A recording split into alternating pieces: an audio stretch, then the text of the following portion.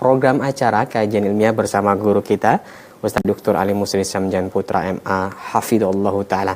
Alhamdulillah Ustaz telah hadir di tengah-tengah kita. Sebelum kami mulai kita akan sapa terlebih dahulu. Assalamualaikum Ustaz. Waalaikumsalam. Ahlan Ustaz. Alhamdulillah. Sehat Ustaz? Alhamdulillah. Nah, kita akan kembali melanjutkan dari pembahasan faedah sejarah Islam Ustaz ya.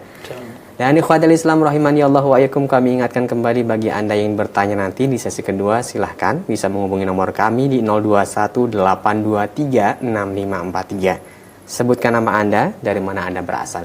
Untuk pesan singkat di 0819896543. Baiklah, kita akan segera menyimak pelajaran yang akan disampaikan oleh Ustadz. Kepada Ustadz kami persilakan, falyatafadhal mazkur ya Ustadz. Bismillahirrahmanirrahim. Assalamualaikum warahmatullahi wabarakatuh. Alhamdulillahirabbil alamin, wassalatu wassalamu ala rasul amin wa ala alihi wa ashabihi wa man tamassaka bidini ila yaumil. Pemirsa dan pendengar Raja TV dan Radio Roja dimuliakan Allah Subhanahu wa taala, beserta para ikhwan ataupun yang lainnya yang ikut merilai kajian kita pada pagi hari ini. Semoga antum semua berada dalam keadaan sehat walafiat dan diberikan keberkahan oleh Allah Subhanahu wa taala dan setiap urusan antum ya, dan juga dimudahkan oleh Allah Subhanahu wa taala berbagai urusan antum. Semoga Allah Subhanahu wa taala juga menjadikan kita hamba-hamba yang sentiasa memanfaatkan waktu-waktu demi untuk mendekatkan dirinya kepada Allah Subhanahu wa taala. Salawat dan salam buat Nabi kita Muhammad sallallahu alaihi wasallam, Nabi yang mulia, Nabi yang paling rahim dengan umatnya, yang telah memberikan berbagai tuntunan untuk umatnya demi kebahagiaan mereka di dunia dan juga di akhirat kelak. Para ikhwan akhwat pemirsa yang rahmati Allah Subhanahu wa taala, insyaallah pada kesempatan ini kita akan bahas yaitu tentang sejarah Islam di masa kekhalifahan Utsman bin Affan radhiyallahu anhu. Setelah pada beberapa majelis yang lalu kita membahas tentang berbagai perkembangan dakwah Islam di masa kekhalifahan Umar bin Khattab radhiyallahu anhu, dan terakhir kita telah membahas tentang wafatnya dan syahidnya Umar bin Khattab di Masjid Nabi sallallahu alaihi wasallam saat melaksanakan salat subuh, ya, dibunuh oleh seorang yang berkebangsaan Persia, yaitu Abu Lu'al Majusi. Ya, dan telah panjang lebar juga kita membahas beberapa faedah-faedah, pesan-pesan ilmiah yang dapat kita petik dari kisah beliau. Pada kesempatan ini insyaallah kita akan lanjutkan dengan sejarah Khulafa Rasyidin yang ketiga, yaitu Utsman bin Affan radhiyallahu anhu. Pentingnya membahas, kembali kita ingatkan dan kita ulang kembali bagaimana pentingnya mengenal sejarah para sahabat, ya, sejarah para pendahulu Islam yang telah berjuang berkorban untuk agama ini. Pertama adalah Rasul kita sallallahu alaihi wasallam. Dan demikian pula sebelumnya Allah Subhanahu wa taala telah memerintahkan agar kita menjadikan mereka sebagai orang yang kita contoh, tauladani, qudwah bagi kita. Maka Allah Subhanahu wa taala memuji para sahabat dalam ayat yang begitu banyak. Tentu kita tidak akan mungkin menjadikan mereka sebagai panutan dan qudwah kalau kita tidak mengenal bagaimana mereka, kepribadian mereka, ya, perjuangan mereka dan siapanya mereka. Bahkan Rasulullah SAW secara tegas memesankan umatnya ketika terjadinya berbagai bentuk perpecah belahan, penyimpangan-penyimpangan, berbagai macam bentuk lahirnya bermacam pemahaman-pemahaman, ya, fa innahu may ya'ish minkum fasara ikhtilafan katsira, dalam hadis Ibad bin Sariyah yang meriwayatkan dari Rasulullah SAW, sesungguhnya kata Rasulullah kepada para sahabat, barang siapa yang panjang umur di antara kalian nanti fasara ikhtilafan katsira, akan melihat berbagai perpecahan, berbagai pemahaman di tengah umat ini. Lalu Rasulullah SAW memberikan pesan kepada umat ini bagaimana menyelamatkan diri mereka dari berbagai bentuk penyimpangan dan perpecah belahan itu, atau pemahaman yang jauh dari kebenaran dari sunnah Rasulullah SAW. Rasulullah SAW menyebutkan, fa'alaikum bisunnati wa sunnati khulafa'ir rasyidin al-mahdiyyin min ba'di. Hendaklah kalian pegang teguh sunnahku dan sunnah khulafa'ir rasyidin al-mahdiyyin min ba'di. Peganglah sunnahku dan sunnah khulafa'ir rasyidin, kata Rasulullah SAW. Bagaimana kita akan mengenal, bagaimana kita akan mungkin untuk mengamalkan dan memegang sunnah khulafa'ir rasyidin kalau kita tidak mengenal apa saja kepribadian mereka, bagaimana bentuk perjuangan mereka, ya. Maka oleh sebab itu, demi untuk terlaksananya nasihat dan wasiat Rasulullah untuk umat itu agar berpegang teguh, untuk umat ini agar berpegang teguh dengan nasihat dan juga panduan menuntun pemahaman, ya, mengukur pemahaman mereka, amalan mereka dengan pemahaman para khulafaur rasyidin secara khusus dan para sahabat secara umum, tentu kita harus mengenal kepribadian mereka, bagaimana mereka dalam bersikap, bagaimana mereka dalam berakhlak, dalam beribadah, dalam mencarikan solusi-solusi yang dihadapi oleh umat di masa mereka, ya, bagaimana perjuangan mereka.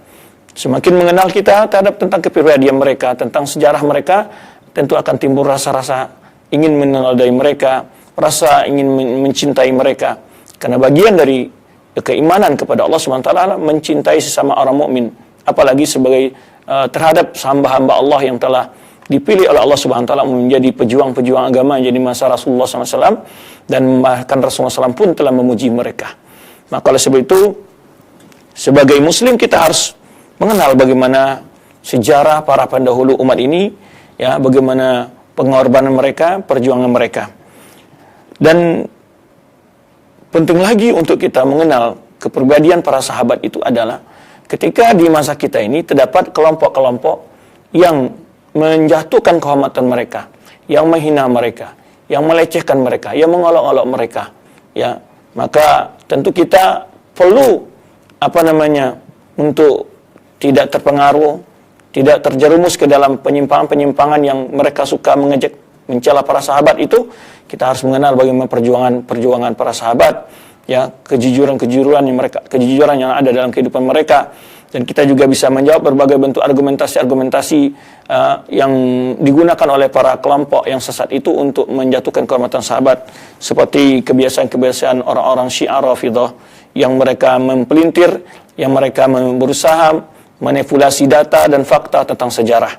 Maka ini penting bagi generasi muda Islam untuk mengenal fakta sejarah tentang perkembangan Islam di masa Khulafaur Rasyidin, agar mereka selamat dari berbagai bentuk fitnah-fitnah yang dibuat oleh orang-orang yang ingin merusak kemurnian dan kebersihan Islam ini dengan cara menjatuhkan kehormatan para sahabat. Oleh sebab itu, Abu Zur'ah Ar-Razi mengingatkan, ya, yata'aluna fi syuhudina, kata Abu Zur'ah Ar-Razi menyebutkan mereka itu ingin mencelah para saksi-saksi yang telah menyampaikan Al-Quran dan Sunnah kepada kita. Wa ta'nu fihim aula, dan mencelah mereka lebih utama, ya. Dan bahkan Abu Zur'ah Ar-Razi mengatakan wahum zanadiqah, ya, dan mereka itu adalah orang-orang zindik yang tujuannya ingin merusak keyakinan umat terhadap kebenaran Al-Quran, terhadap kebenaran Sunnah Rasulullah Sallallahu Alaihi Wasallam. Baik pemirsa dan pendengar yang memuliakan Allah Subhanahu Wa Taala, pertama kita akan berbincang dulu tentang biografi beliau, ya, nasab garis keturunan beliau. Kemudian kita akan berbincang dengan keutamaan-keutamaan beliau sesuai dengan yang kita bahas di sini adalah diambil dari yaitu Siyar A'lam Nubala dari karangan Imam Zahabi, ya. Kita mengambil untuk bahasan pada kesempatan ini dari kitab tersebut, yaitu khusus tentang Khulafaur Rasyidin yang beliau bahas. Baik, nama beliau adalah Utsman bin Affan bin Abil As ibni Umayyah ibni Abdul Syamsi, ya. Utsman bin Affan, ya, ibni Abil As ibni Umayyah ibni Abdul Syamsi ibni Abdul Manaf. Abdul Manaf kita tahu adalah salah satu dari kakek Rasulullah SAW yang kelima, atau kakek Rasulullah yang keempat, ya. Rasulullah SAW nasab beliau adalah Muhammad bin Abdullah bin Abdul Muttalib bin Hashim bin Abdul Manaf. Jadi beliau adalah keturunan Quraisy, bagian dari keturunan Quraisy, ya. Cuman beliau tidak dari Bani Hashim. Nah, taib, ini hubungan nasab beliau dengan Rasulullah SAW. Beliau adalah bertemu dengan jalinan hubungan nasab beliau dengan Rasulullah SAW pada kakek yang kelima, yaitu Abdul Manaf, ya. Abdul Manaf. Kalau Rasulullah SAW tadi kita sebutkan nasab beliau adalah Muhammad bin Abdullah, ya, bin Abdul Muttalib bin Hashim, ya, bin Abdul Manaf. Nah, kalau Utsman bin Affan adalah Utsman ibn Affan, ya, ibni Abil As ibni Abi Umayyah ibni Abdul Syamsi bin Abdul Manaf bin Qusay bin Kilab bin Murrah bin Ka'b bin Lu'ay, ini semua sama. Bin Ghalib Al-Qurashi Al-Umawi. Nah, Al-Qurashi, jadi dari Quraisy, ya. Kemudian kunyah beliau Abu Abdullah, atau juga disebut Abu Amrin, Abu Laila. Tapi yang masyhur adalah Abu Abdullah karena anak beliau yang tertua dari istri beliau Ruqayyah, putri Rasulullah SAW, adalah namanya Abdullah. Beliau lahir pada tahun ke-6 dari tahun Fil. Tahun ke-6 dari setelah kejadian Fil, maksudnya setelah penyerangan Ka'bah oleh Abraha. Jadi pada tahun ke-6. Aslama qadiman, beliau adalah termasuk dari orang-orang yang pertama-tama masuk Islam. Ya.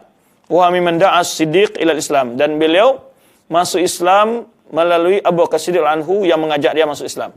Jadi mengajaknya masuk Islam ada Abu Bakar Siddiq. Jadi dia masuk Islam melalui dakwah Abu Bakar Siddiq anhu. Ketahui sebelumnya kita sudah bicarakan bagaimana keutamaan Abu Bakar Siddiq anhu, di mana sekian daripada mubasyirin bil jannah dan juga sahabat-sahabat yang senior masuk Islam melalui usaha dari Abu Bakar Siddiq untuk mendakwahi mereka. Di antaranya Utsman bin Affan radhiyallahu anhu, salah satu khulafa ar-rasyidin, ya, kemudian juga salah satu dari orang yang diberi kejaminan masuk surga oleh Rasulullah sallallahu alaihi wasallam. Tentu di sini terlihat bagi kita keutamaan Abu Bakar Siddiq anhu, ya, yang telah bersama-sama Rasulullah SAW mendakwahkan Islam ini kepada kaum Quraisy. Nah, di antara orang yang masuk melalui Abu Bakar Siddiq masuk Islam adalah Utsman bin Affan anhu. Kita tahu bagaimana besarnya pahala seseorang yang mengislamkan orang, ya, mengislamkan atau mendakwai orang ke dalam Islam, dan pahalanya sangat besar sekali di sisi Allah Subhanahu wa taala. Baik. Kemudian juga beliau termasuk orang berhijrah kedua dikenal dengan hijratain. Beliau berhijrah ke Habasyah, termasuk orang yang ikut berhijrah ke Habasyah. Kemudian setelah itu beliau hijrah yang kedua, ya, ke Madinah. Jadi beliau hijratain ilal Habsyah al-ula wa tsaniyah. Ya, beliau termasuk dari generasi kaum muslimin yang berhijrah ke Habsyah, yaitu Utsman bin Affan radhiyallahu anhu. Adapun keluarga beliau adalah beliau pertama menikah dengan putri Rasulullah SAW. Nah, ini juga agar kita menjelaskan hubungan kekeluargaan antara Rasulullah dengan Utsman bin Affan. Dan sudah sering kita jelaskan berapa hubungan kekeluargaan antara Rasulullah dengan 4 orang sahabat beliau yang senior, yaitu Khulafaur Rasyidin ini.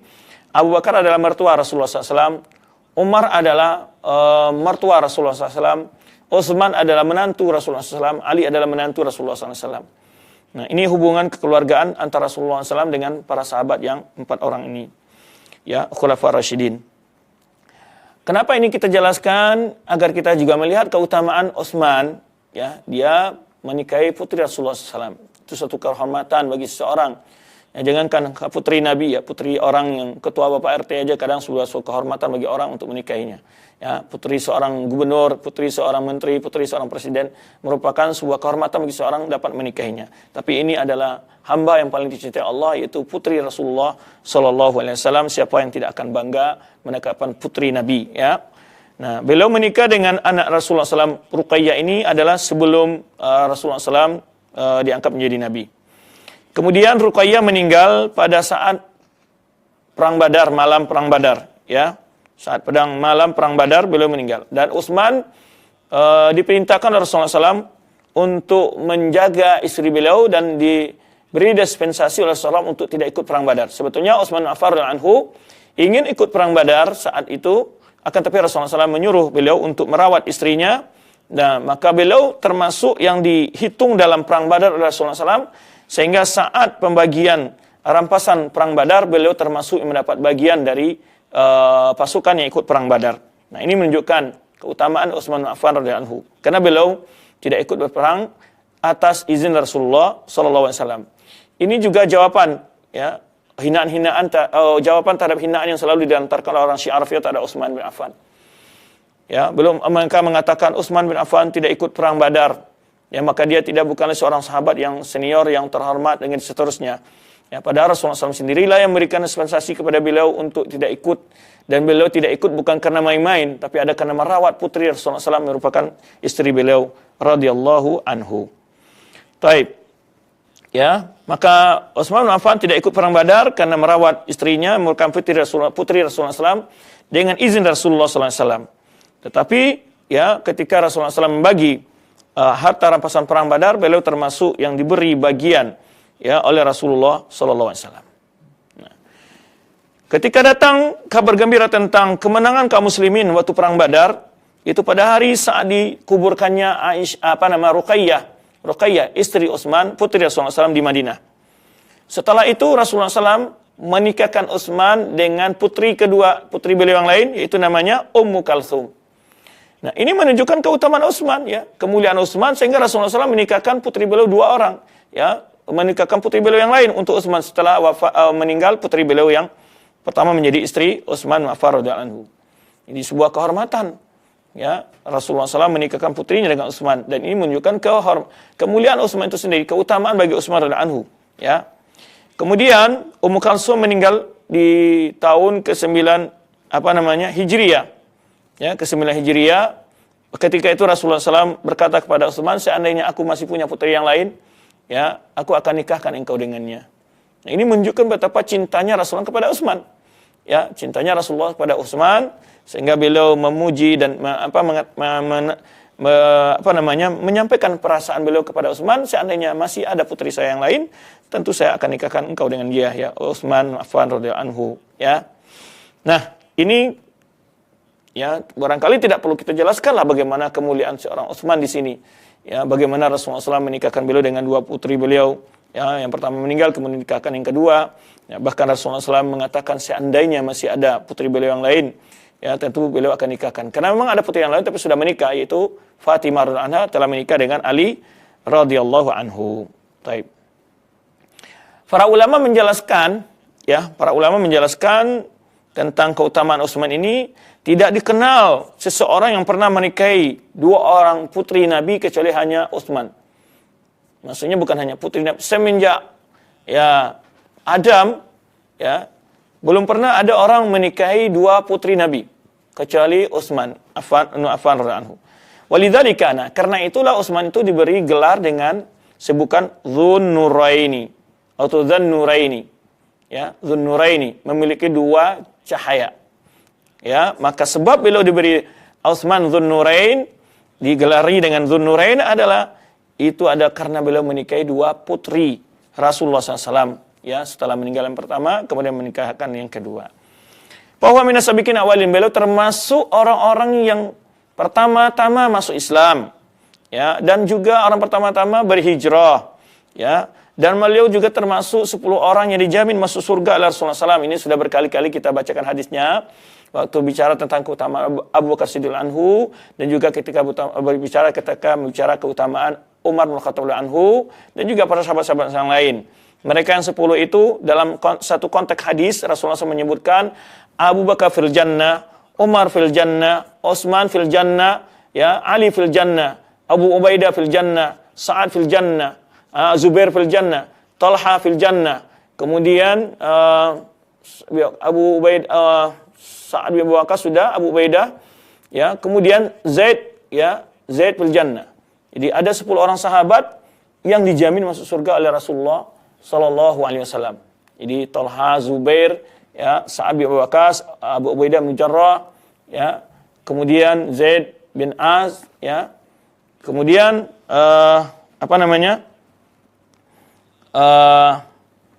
mereka itu di dalam satu hadis, ya, bukan banyak sahabat-sahabat yang lain dijamin masuk surga.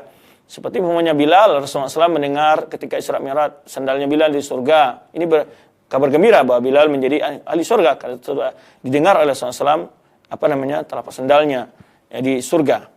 Kemudian juga seperti Ukasyah, ya, Ukasyah yang juga masuk surga tanpa hisab wala adab yang terdapat dalam sebuah hadis. Sebenarnya banyak sahabat-sahabat yang lain, ya, yang memang mendapat kabar gembira dari Rasulullah SAW dijamin masuk surga. Nah, di sini menunjukkan keutamaan Utsman bin Affan radhiyallahu anhu. Menunjukkan keutamaan Utsman bin Affan radhiyallahu anhu, ya, dan ini adalah berita.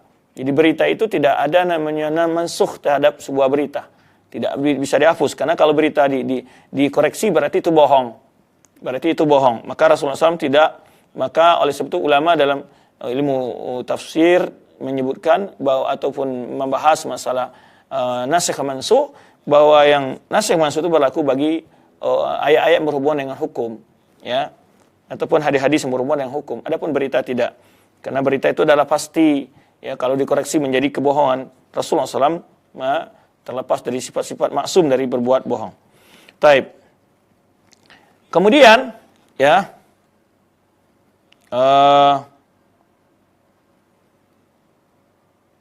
dan juga salah seorang 6 yang Rasulullah SAW reda, ya, terhadap mereka, ya, ini maksudnya setelah Umar memberikan waktu kemarin sudah kita jelaskan ketika Umar wafat, di mana Umar mempercayakan untuk memilih khalifah berikutnya adalah kepada 6 orang sahabat yang tersisa dari 10 orang yang dijamin masuk surga tersebut. Nah, kemudian dan juga seorang sahabat yang hafal Al-Quran, dan beliau termasuk penulis Al-Quran, Utsman bin Affan. Ya, dan jasa beliau juga yang mengumpulkan Al-Quran yang berikutnya setelah ditulis di masa Abu Bakar Siddiq anhu. Nah, bahkan berkata Ibnu Abbad menyebut lam yajma'ul Quran minal khulafa illa huwa wal ma'mun. Ya, sebutkan bahwa di Khulafa Rasyidin yang mengumpulkan Al-Quran itu adalah Utsman bin Affan radhiyallahu anhu. Nah, ini keutamaan-keutamaan. Berkata juga Ibnu Sa'ad menjelaskan bahwa Utsman bin Affan pernah ditugaskan oleh Rasulullah SAW untuk menjadi khalifah Rasulullah SAW di Madinah ketika Rasulullah SAW berjihad keluar Madinah. Dan ini sudah jelas berapa kali juga kita jelaskan bahwa di sana ada beberapa orang sahabat yang memang ditugaskan Rasulullah SAW untuk menjaga kota Madinah sebagai ganti beliau di kota Madinah untuk mengurus kondisi kaum muslimin di Madinah ketika Rasulullah berjihad bersama sahabat keluar dari Madinah. Seperti pernah kita sebutkan Ibnu Ummi Maktum, dan juga pernah Ali radhiyallahu anhu yang itu ketika perang Tabuk, dan Utsman juga demikian, yaitu ketika perang Zati Riqa dan juga ketika perang Ghatafan. Itu Rasulullah SAW percayakan tugas untuk mengurus kaum muslimin, ini adalah Utsman bin Affan radhiyallahu anhu. Nah, ini juga jawaban bagi orang-orang yang mengatakan bahwa yang berhak menjadi khalifah setelah wafat Rasulullah SAW itu adalah Ali radhiyallahu anhu, dan alasan karena Ali pernah menjadi kepercayaan Rasulullah SAW untuk menjadi mengurus kota Madinah setelah ketika Rasulullah SAW perang Tabuk. Dan hal yang sama, keutamaan yang sama bukan khusus untuk Ali dan juga dimiliki oleh para sahabat-sahabat yang lainnya. Kemudian Zahabi menyebutkan bahwa Utsman punya riwayat yang meriwayatkan hadis dari Rasulullah SAW, yaitu sekitar 146 hadis ya. Nah, ini disebutkan bahwa Utsman adalah orang yang sangat berhati-hati dalam meriwayatkan hadis ya, baru sangat takut meriwayatkan hadis. Karena berdasarkan sabda Rasulullah SAW, "Man kadzaba 'alayya muta'ammidan falyatabawwa maq'adahu minan nar." Orang yang membuat kedustaan atasku, kata Rasulullah SAW, maka dia telah mengambil tempatnya di surga. Banyak sekali sahabat-sahabat yang meriwayatkan hadis dari beliau. Sahabat Rasulullah SAW meriwayatkan dari Utsman. Zaid bin Khalid al-Juhani, Ibnu Zubair, Sa'ib bin Yazid, dan Anas bin Malik, Zaid bin Thabit, Salama bin Aqwa, Abu Umama al-Bahili, Ibnu Abbas, Ibnu Umar, Abdullah bin Mughaffal, Abu Qatadah, Abu Hurairah, dan lain-lain dari para sahabat Rasulullah SAW. Ya. Berkata Abdurrahman Ibnu Hatib berkata, "Ma ra'aitu ahadan min ashabi Rasulullah SAW kana idza haddatsa atamma haditsan."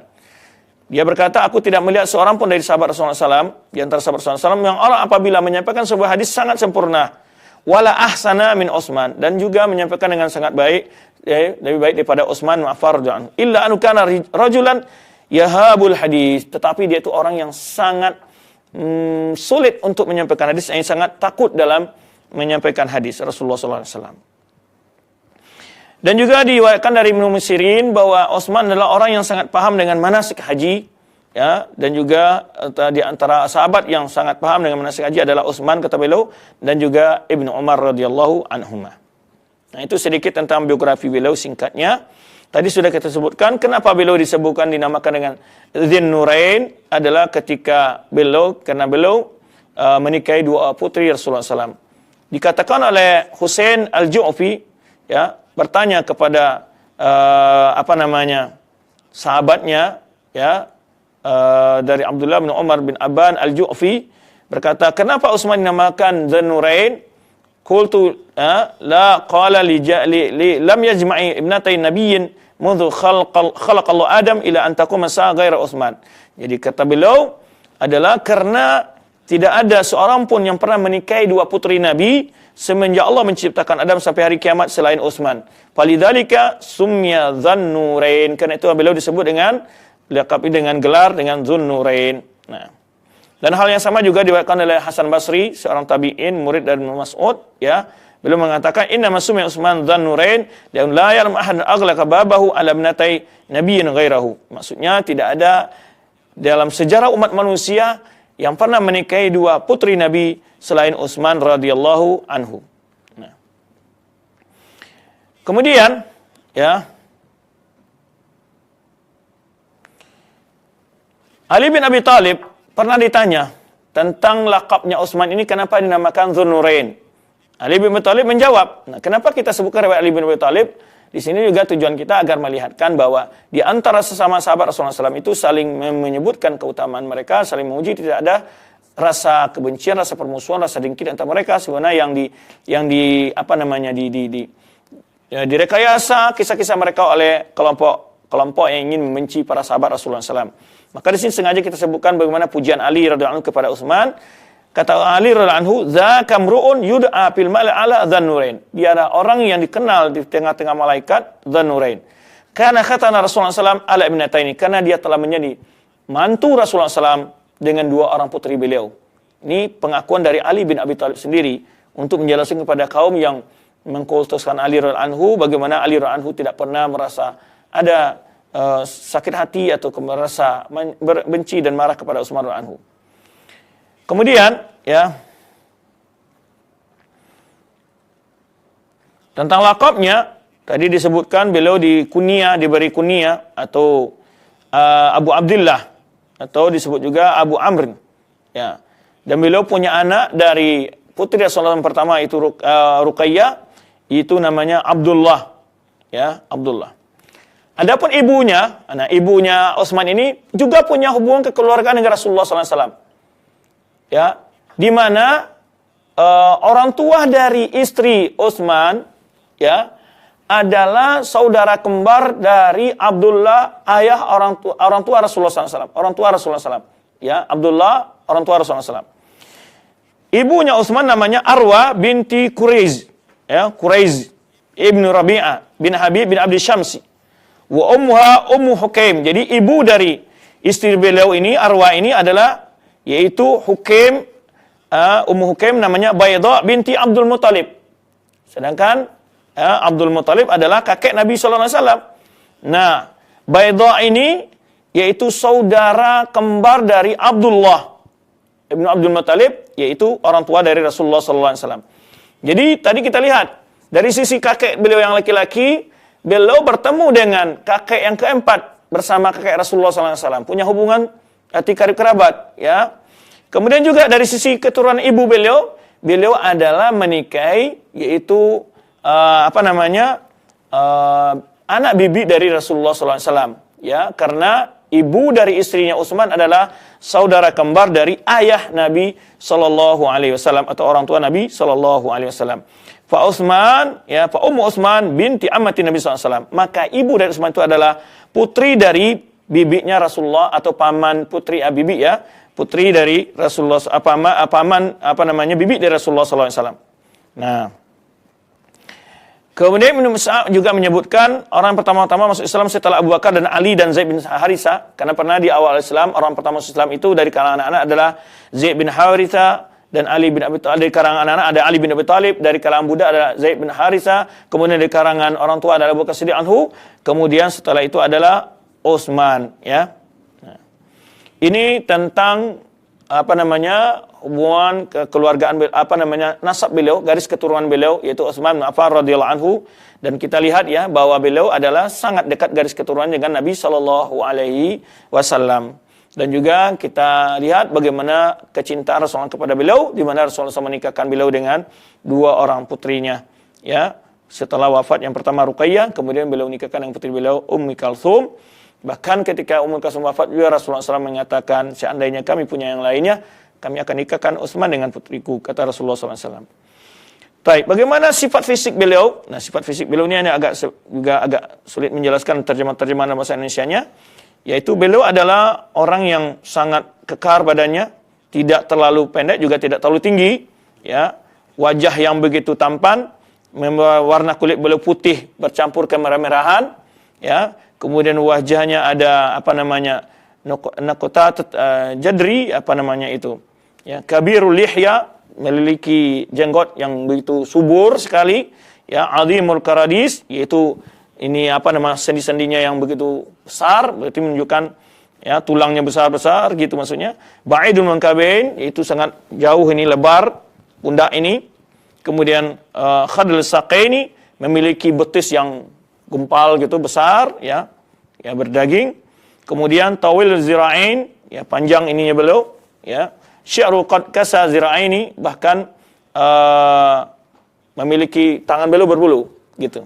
Nah, jadi ja'dar ra'si, rambutnya agak keriting-keritingin, ya, kasar rambutnya. Ahsanun nasi sagran, jammatu asfal udhunaini, ini ada sampai di sini. Ini jabrit apa namanya? Di bawah telinga beliau. Ya, yakhdu bisufra, dan kadang-kadang beliau kasih dengan warna kuning, itu nampaknya henna. Waqad kana qad shadda asnanuhu bidzahab, dan dia merapikan giginya dengan apa sekarang apa namanya? Kawat giginya dengan dari emas. Nah gitu. Kemudian Abdullah Ibn Hazm Al-Mazini menyebutkan, diriwayatkan oleh Ibnu Asakir, aku melihat Utsman itu adalah pamar itu qatun dzakaran wala unsa ahsana wajhan minhu. Aku tidak pernah melihat ada orang, ya baik wanita laki-laki, yang lebih tampan daripada Utsman. Ini jadi gagah. Dan juga diriwayatkan Musa bin Abi Talha, ya, kana Utsman afan ajmalan nas. Utsman Affan adalah orang yang sangat ganteng, ya. Kemudian diriwayatkan dari Usama bin Zaid, beliau berkata, sebenarnya dalam riwayat Ibnu Asakir, Rasulullah SAW mengutusku untuk ke rumah Utsman, bisafatin fiha lahmun, dengan sebuah napan di dalamnya ada daging. Fadakhaltu, lalu aku masuk, fa idza Ruqayyah radhiyallahu anha jalisatan, aku melihat istrinya Ruqayyah, anak putri Rasulullah SAW, di rumah Utsman sedang duduk. Faja'altu maratan anzur ila wajhi Ruqayyah, ya, kadang-kadang aku melihat ke wajah Ruqayyah dan kadang-kadang melihat ke wajah Utsman. Falamma raja'tu sa'alani sallallahu alaihi wasallam, ya, Rasulullah bertanya kepadaku, ya. Rasul bertanya kepadaku, qala li dakhalta alaihima, apakah engkau bertemu dengan keduanya, maksudnya Utsman dan Ruqayyah? Qultu na'am. Qala fal ra'aita zawjan ahsana minhuma, kata Rasulullah kepada Zaid, pada Usama bin Zaid, apakah engkau melihat, ya, dua pasang suami istri yang lebih setia, yang lebih sama-sama wanita yang cantik, lakinya ganteng gitu, ya, adakah engkau lihat dari itu? Qultu la ya Rasulullah. Karena Usama bin Zaid ini masih kecil, ya. Jadi karena kok bisa dia melihat wanita yang tidak muhrimnya? Karena Zaid ini, kita tahu bahwa Zaid adalah anak asuh Rasulullah SAW, kemudian dia punya anak namanya Usama. Nah, dikirim Rasulullah SAW untuk mengirimkan makanan ke rumah Utsman. Lalu ditanya Usama ini, engkau melihat apa pasang suami istri yang lebih, bagaimana pasang yang sangat cocok dan sangat wajah mereka kedua-duanya sama-sama cantik dan ganteng gitu. Nah, ini pujian Rasulullah SAW bagaimana pada Utsman yang disampaikan oleh Usama bin Zaid. Kemudian juga diriwayatkan dari Ibnu Sa'ad menyebutkan, lamma aslama Utsman bin Affan, ya, ketika Utsman masuk Islam, pamannya Hakim bin Abil As Ibnu Umayyah diambil lalu diikat Utsman ini oleh pamannya itu, ya. Lalu dia berkata kepada Utsman, engkau telah meninggalkan agama nenek moyangmu kepada agama baru. Wallahi la ahulluka abadan hatta tada'a ma anta alai. Jadi kata pamannya, setelah diajak masuk Islam oleh Abu Bakar Siddiq anhu, dia ditangkap oleh pamannya, diikat. Pamannya bicara sama dia, engkau telah meninggalkan agama nenek moyangmu dan engkau mengambil agama yang baru. Ya, dia bersumpah, demi Allah aku tidak akan lepaskan ikatanmu sampai engkau meninggalkan agama itu. Nah, faqala Utsman wallahi, Utsman berkata, la ada'ahu abadan wala ufariqu. Utsman pun balik berkata, demi Allah saya tidak akan mau meninggalkan agama ini dan saya tidak akan pernah meninggalkannya atau keluar dari agama tersebut. Falamara al-hakam salabatahu fi dinihi tarakahu. Tak kala melihat Utsman itu orangnya teguh, tidak berubah pendiriannya, akhirnya pamannya melepaskannya. Nah. Kemudian dari Anas, diriwayatkan oleh Abu Ya'la dalam musnadnya, Anas bin Malik berkata, awalu man hajara minal muslimin ila Habasyah bi ahlihi, kaum muslimin yang pertama sekali hijrah ke Habasyah dengan keluarganya adalah Utsman bin Affan radhiyallahu anhu. Jadi biar kita tahu juga bagaimana Utsman ini masuk Islamnya, bagaimana dia bersusah payah juga mempertahankan keimanannya, ya bahkan berhijrah ke Habasyah. Dan ini menunjukkan untuk mengcounter tuduhan-tuduhan, ya, orang-orang yang membenci sahabat, dikatakan bahwa Abu Bakar itu masuk Islam munafik dan nifak itu, ya, pura-pura masuk Islam, juga Umar juga Utsman. Mungkinkah mereka pura-pura masuk Islam dengan cara menyiksa diri sendiri. Tidak ada orang-orang yang berpura-pura dengan mengalami berbagai kondisi-kondisi sulit seperti itu, siap gitu. Biasanya munafik itu datang adalah kemunafikan itu adalah ketika mendapat kebaikan dan keamanan. Ketika Islam sudah kuat baru ada orang-orang munafik. Nah, ini dijelaskan ketika orang berhijrah ke Habasyah dengan bawa keluarganya, pertama kali ada Utsman. Maka Rasulullah SAW mendoakan Utsman dengan istrinya, sahibahumallahu inna Utsmana la awwalu man hajara illahi bi ahli ba'da Lut. Ya, semoga Allah menjaga mereka berdua. Kata Rasulullah SAW, sesungguhnya Utsman adalah orang yang pertama berhijrah di jalan Allah bersama keluarganya setelah Nabi Lut. Ya, setelah Nabi Lut. Kemudian juga diriwayatkan dari Aisyah anha, dalam Ibnu Adi menyebutkan, ya, Ibnu Adi meriwayatkan dalam sunannya, ya, dari riwayatnya, qalat Aisyah, lama zawajan Nabi sallallahu alaihi wasallam bintahu Umma Kalsum bi Utsman, tak kala Rasulullah SAW menikahkan putrinya, ya, Ummul Kalsum dengan Utsman, qala laha. Jadi Rasulullah berkata kepada putrinya, kepada Ummul Kalsum, inna ba'laki asbahan nas bijaddiki Ibrahim wa abiki Muhammad. Katanya Nabi SAW kepada putrinya, sesungguhnya suamimu ini adalah orang yang sangat mirip dengan kakekmu Ibrahim dan dengan ayahmu Muhammad. Ini pujian Rasulullah SAW kepada Utsman dan menyampaikan kepada putri beliau. Nah, kemudian juga Ibnu Asakir dan Ibnu Adi menyebutkan dari Ibnu Umar, Rasulullah SAW berkata, inna nushabbihu Utsmana bi abina Ibrahim, bahwa kami menyerupakan Utsman itu dengan bapak kami dengan Ibrahim, ya, dengan Nabi Ibrahim alaihissalam. Nah, ini pujian Rasulullah SAW kepada Utsman bin Affan radhiyallahu anhu. Itu sedikit tentang biografi kehidupan beliau, singkat dengan sejarah hubungan kekeluargaan beliau dengan Nabi SAW, ya, dan juga sifat-sifat fisik beliau.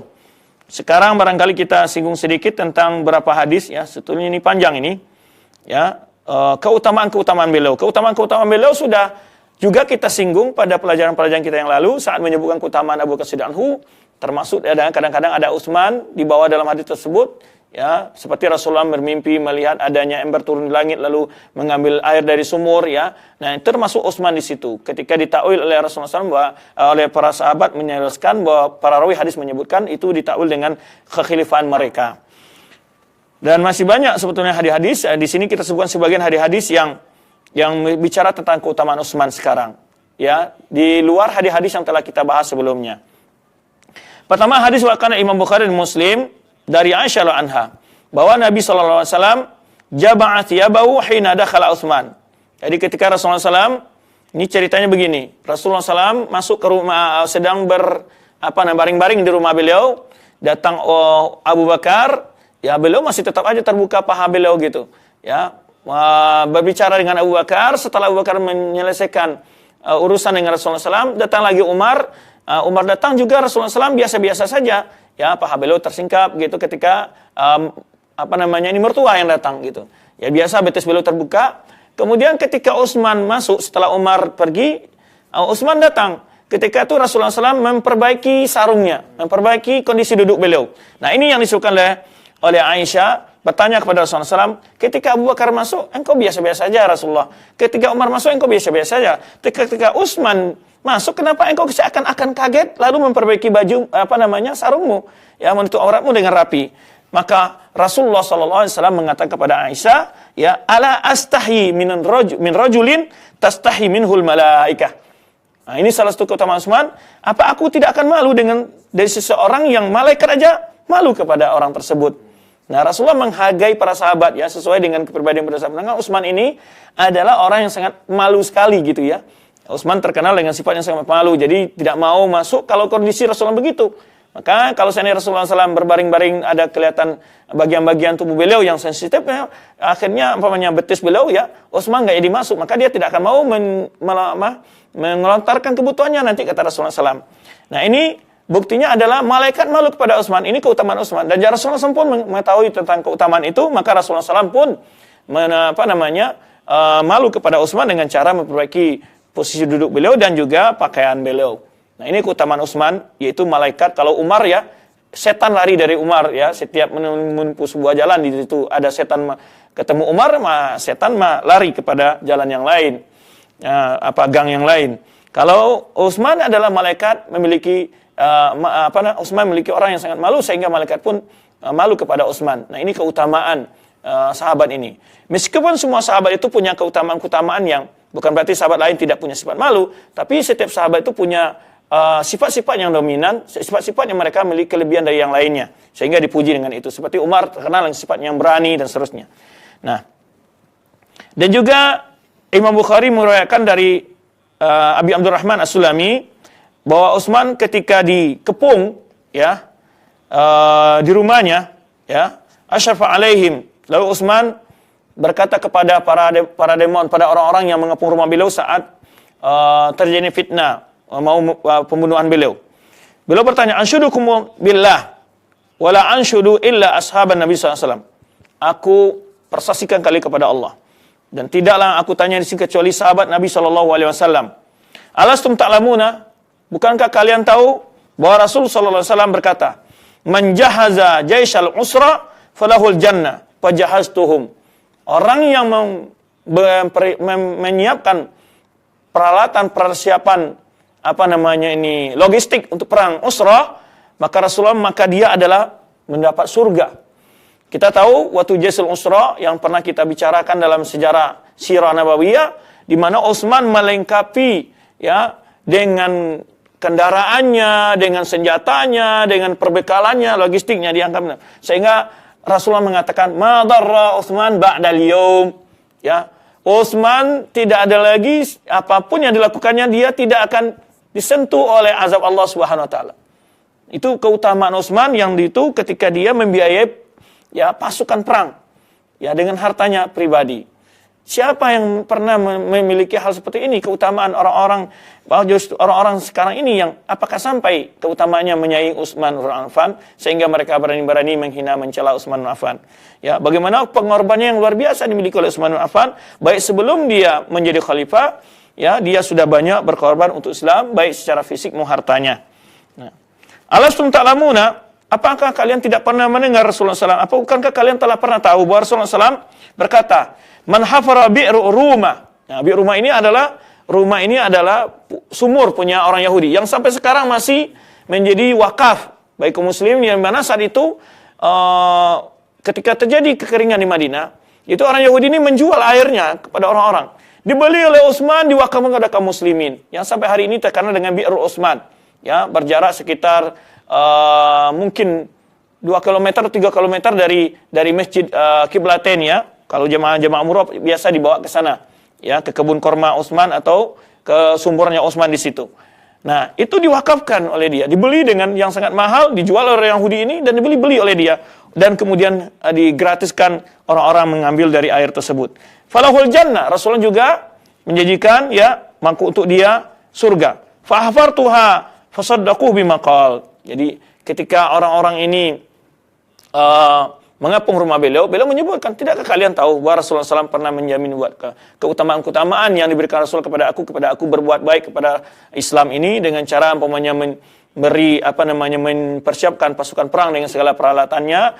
Kemudian juga aku pernah berwakaf sumur, ya, Rasulullah telah menjamin surga untukku. Nah, kemudian ma dharra Utsman ma fa'ala ba'dal yawm. Nah, ini hadis yang kita sebutkan tadi dari hadis Abdurrahman bin Khabbab, diriwayatkan Imam Tirmizi. Syahidun Nabi sallallahu alaihi wasallam wa huwa yuhadditsu ala jaisil usra. Aku melihat Rasulullah SAW bercerita tentang pasukan tentara, yaitu perang Usra ini. Faqala Utsman bin Affan. Utsman berkata, "Ya Rasulullah, wahai Rasulullah, alayya mi'atu ba'irin." Aku jamin 100 ekor unta. Ya, hari ini berapa harganya itu 100 ekor unta? Ya. Bi ahlasiha, dengan segala perlengkapannya. Wa aktabiha, segala kebutuhannya. Fisabilillah. Ini yang kita sebutkan tadi, selengkap-lengkapnya. Ya, peralatan perangnya, kebutuhan-kebutuhannya, ya, makannya, kan kuda itu juga onta dikasih juga makan, kemudian orangnya juga diberi bekal oleh Utsman untuk perang itu. Summa hadda ala jaish, ya, kemudian Utsman membayai 100, ya, dengan lengkap, dengan kalau hari ini ibaratnya dia memberi 100 orang tank tempur lah gitu ya, untuk berperang gitu. Faqala Utsman, ya Rasulullah, alayya mi'ata ba'ir. Kemudian 200 ditambah lagi. Ya. Tambah lagi oleh Utsman dengan selengkap-lengkap segala perlengkapan yang kita sebutkan tadi. Summa hadha ala jais. Rasulullah Rasulullah juga menawarkan, memotivasi sahabat lagi untuk tetap mempersiapkan perbekalan untuk pasukan perang. Ya, karena yang berperang mujahidin banyak, tapi nggak punya tunggangan, nggak punya peralatan, nggak punya perlengkapan, ya, nggak punya biaya untuk ikut perang.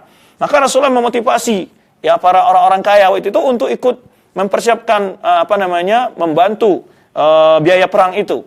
Maka Faqala Rasulullah yang ketiga kalinya, ya, Rasulullah masih memotivasi agar sahabat membantu biaya perang ini. Qala alaihi salatu mi'ah. Ketika kali Rasulullah ngomong, Rasulullah memotivasi Utsman menambah lagi. Saya siapkan 300. Ya, dengan segala kelengkapannya, kata Utsman.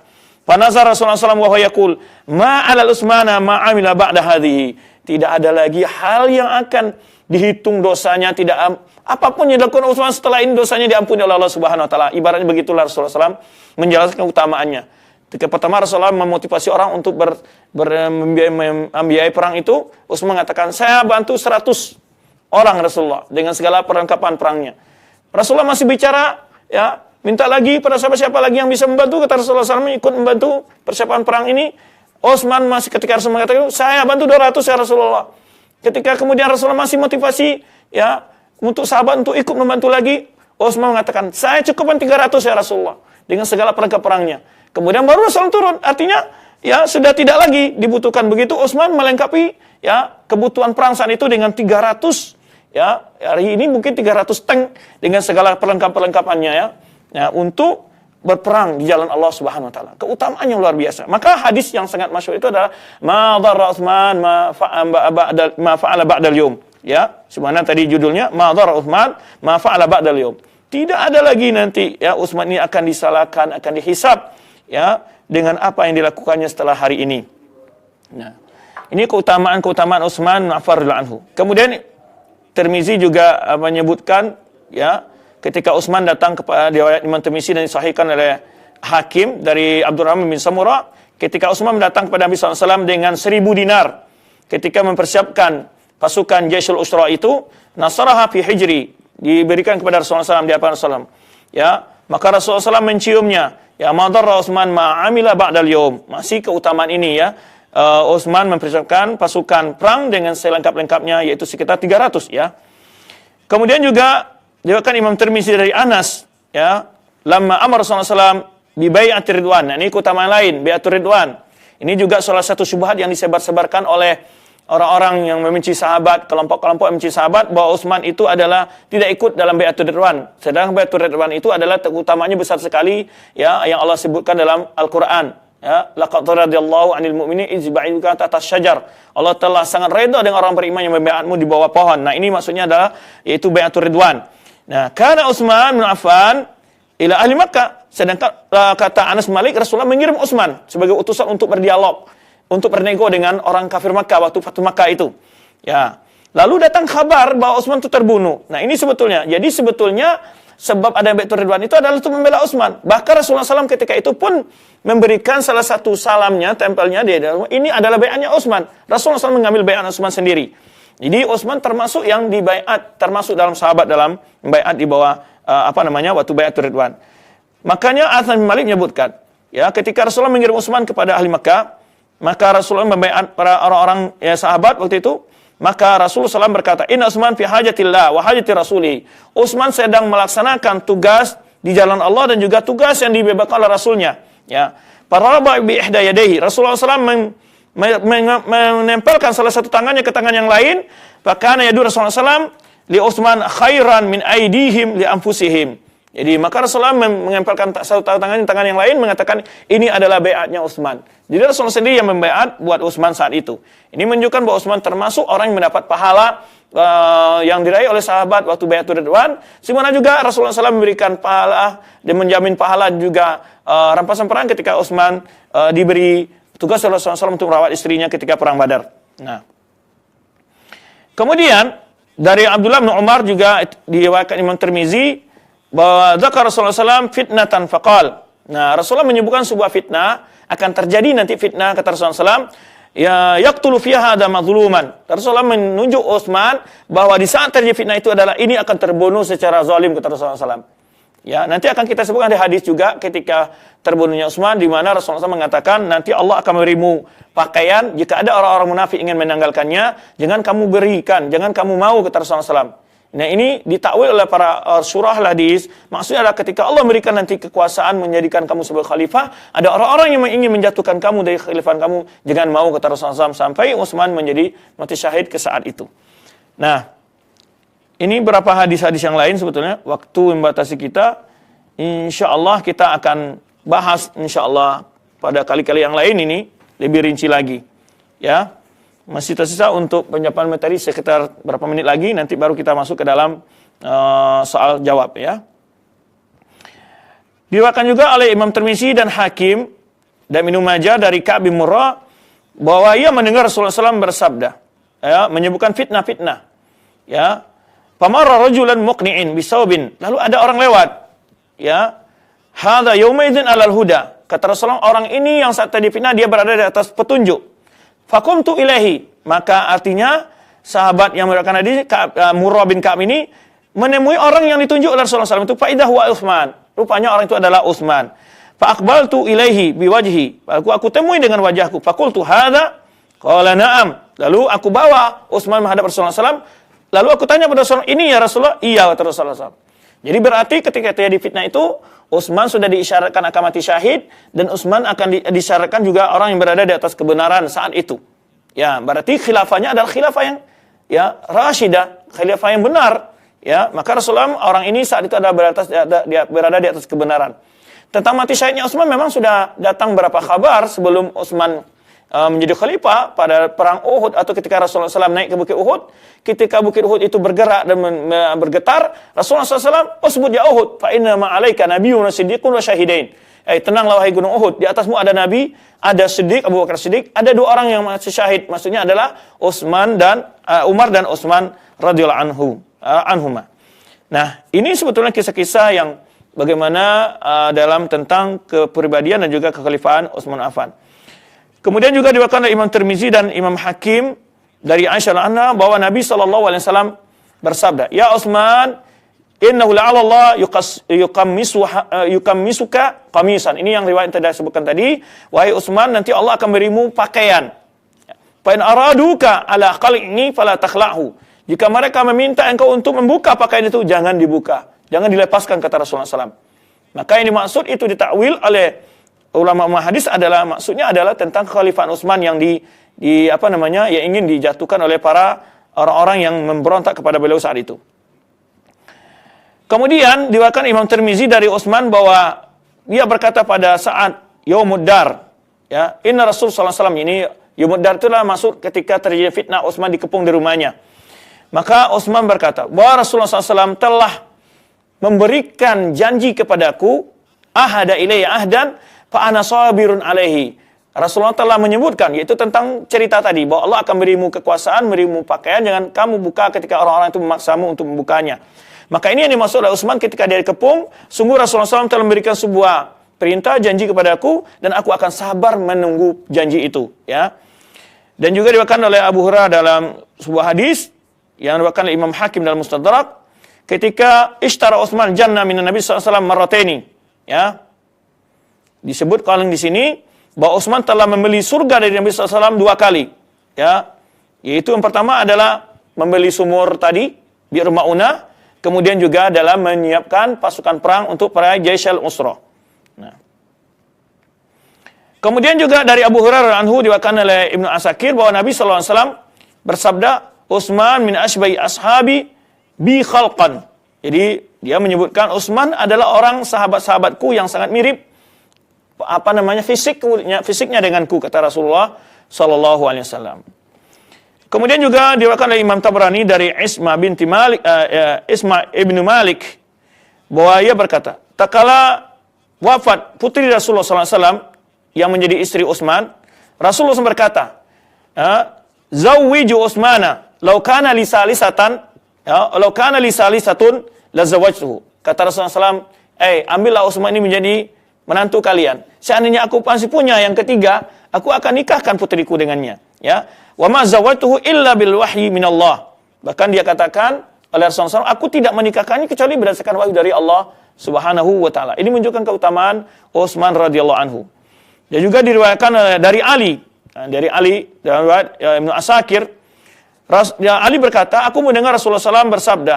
Dia berkata kepada Utsman, "Lau anna li arba'ina ibnatan." Seandainya aku punya 40 putri, zawajtuka wahidatan ba'da wahidah.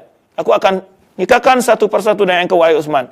Hatta la yabqa minhunna wahidatun. Sampai semuanya tidak sisa lagi, kata Rasulullah SAW. Ini menunjukkan kecintaan Rasulullah SAW kepada Utsman bin Affan radhiyallahu anhu, dan bahwa beliau adalah sahabat yang cukup dicintai Rasulullah SAW, sebagaimana Rasulullah mencintai Abu Bakar dan Umar dan Ali radhiyallahu anhum ajma'in.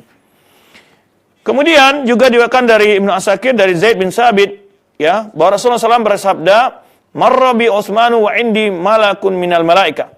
Ketika Utsman lewat dekatku, kata Rasulullah SAW, di sisiku ada malaikat. Kemudian, "Syahidun yaqtuluhu qaumahu. Inna nastahyi minhu." Kata malaikat tadi ngasih informasi kepada Rasulullah, ini adalah orang mati syahid yang akan dibunuh oleh kaumnya. Ya, dan kami malu dengannya, kata malaikat kepada Rasulullah SAW, yang tadi sudah kita sebutkan. Ketika Utsman datang ke rumah Rasulullah SAW, ya, Rasulullah memperbaiki posisi duduknya, memperbaiki pakaian beliau, yang lalu Aisyah bertanya pada Rasulullah SAW kondisi seperti itu kenapa? Maka beliau menyebutkan, apa aku tidak akan malu dari seseorang yang malaikat pun malu darinya. Nah, ini beberapa riwayat-riwayat mendukung tentang riwayat tersebut. Di Ibnu Umar juga diriwayatkan dari Abu Ya'la meriwayatkan dari Ibnu Umar bahwa Nabi SAW berkata, "Innal malaika la tastahi min Utsmana kama tastahi min Allah wa rasulih." Malaikat itu sangat segan dengan Utsman, sebagaimana malu dengan Utsman, sebagaimana malaikat itu malu kepada Allah dan Rasulnya. Ya, terakhir ini hadis dari Ibnu Asakir dari Hasan bin Basri, "Anu dzikra indahu haya Utsman." Ya, ada orang menyebut tentang bagaimana sifat malu Utsman di dekat Hasan Basri. Lalu Hasan Basri menjawab, "In kana la yakunu jawful baiti wal babu alaihi mughlaqun fayad'u sawbahu liyafidha alaihi al-ma." Jadi beliau itu saking yang malu, pintu dikunci pun, di kamar mandi pun beliau tetap pakai basahan mandi, atau maksudnya pakai pakaian, ya, tidak mau terbuka aurat beliau. Nah, maka beliau pakai pakaian lalu beliau siram dengan air. Begitu sifat malu beliau. Fa yamna'uhul haya ayyarfa sulbahu. Dia orang yang sangat pemalu sekali, ya, sehingga dia tidak pernah mengangkat punggungnya dengan cara melihat kepada orang lain. Nah, ini beberapa sifat beliau, ya, tentang beberapa keutamaan beliau, dan masih banyak sebetulnya keutamaan Utsman, cuma sebagian dapat kita sebutkan dan juga sudah pernah kita bahas dalam beberapa majelis yang lalu, terutama tentang menyebutkan hadis-hadis keutamaan Abu Bakar Siddiq dan juga Umar radhiyallahu anhumah. Demikian insyaallah pada kajian akan datang kita akan mulai bagaimana proses pembayatan beliau sebagai khalifah setelah Umar radhiyallahu anhu. Demikian pemirsa dan pendengar rahmati Allah Subhanahu wa taala. Berikutnya kita akan masuk ke dalam sesi tanya jawab. Nah, Ustaz, barakallahu fiik wa jazakallahu khairan.